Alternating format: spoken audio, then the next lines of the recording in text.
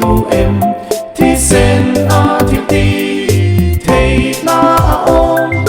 xua na rong rong tên nè về du em thì sen thì na chua ôm thiếu đi thầy na mặc ta ca ôm mà bê ram nô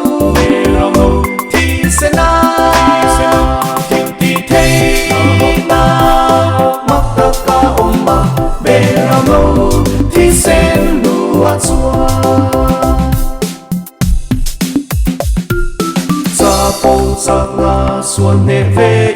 du em thì sen thì bi thầy na ôm Calvary xin phải năn nuôi bằng về tê thì sen thì na chua ôm thiếu đi thầy na mặc ta ca ôm mà bê ram nô thì sen na thiếu đi thầy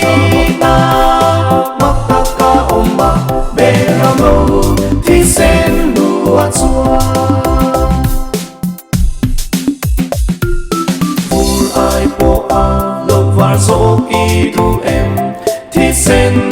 thì đi thầy na ôm xua xin phải thầy nun na tùy ni em thì sen thì na chua ôm thiếu đi thầy na mặc ta ca ôm mà bê ram nô thì sen na thiếu đi thầy na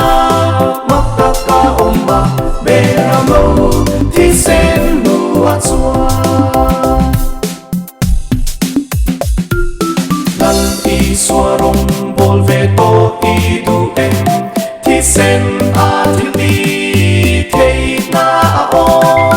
ni tin amma fakasai du em thì sen